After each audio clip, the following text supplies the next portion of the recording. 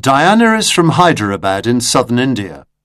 Her parents split up when she was 13, and from the age of 14 she moved around taking various jobs, and at the age of 18 she went to try and find work in Mumbai, then called Bombay. I had 250 rupees in my pocket. Now 250 rupees is the equivalent of about £4. And the person who was a family friend who was supposed to meet me at the station wasn't there. And then I went knocking from one door to the other looking for accommodation. And it's a very bizarre story, but I did get accommodation. Someone sent me to somebody else and they said, like you call them bedsits here, in India you call them paying guests.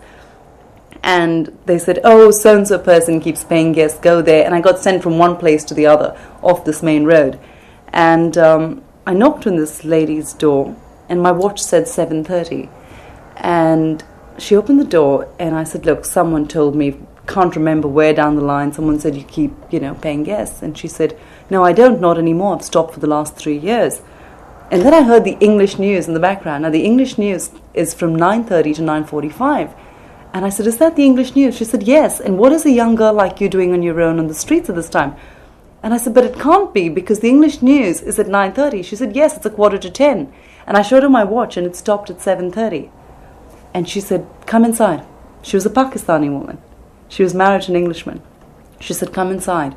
She says, my hair's standing and I just think God has sent you to me. And she took me in. She said, bring all your stuff and come tomorrow. And go and get a job. When you get a job, then you can start paying me. So it's just everything. I believe that everything you try to do, if you put yourself out there and give it your all, you will achieve it. I think it's very important that you look back and you connect with those experiences and you remember them as clearly as yesterday. Because if not, the superficial nonsense that goes on in your life like today can very easily take over you and you can lose perspective.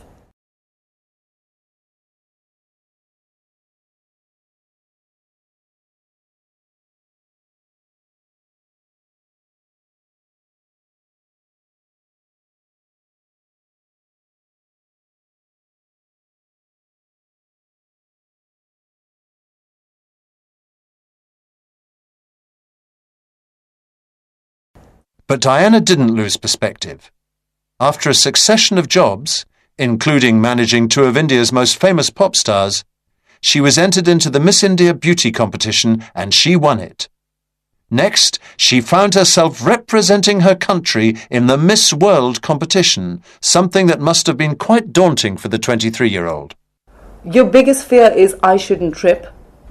And because you've got these really high heels and these long, long gowns and you've got all these steps that you're walking up and down and it's live on television, you've got thousands of people watching by millions. It is huge. Everybody watches it.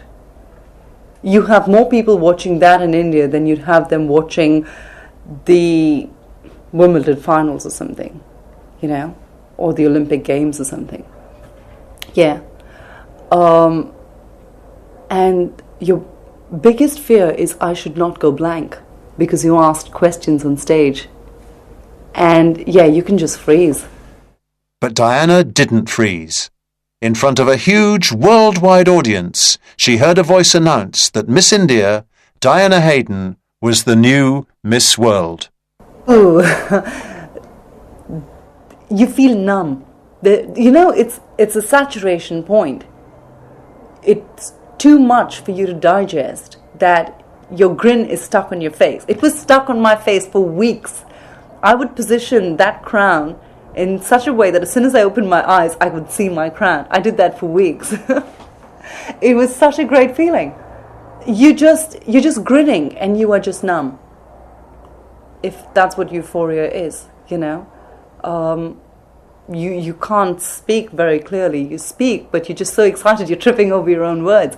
And immediately there was a press conference on stage itself.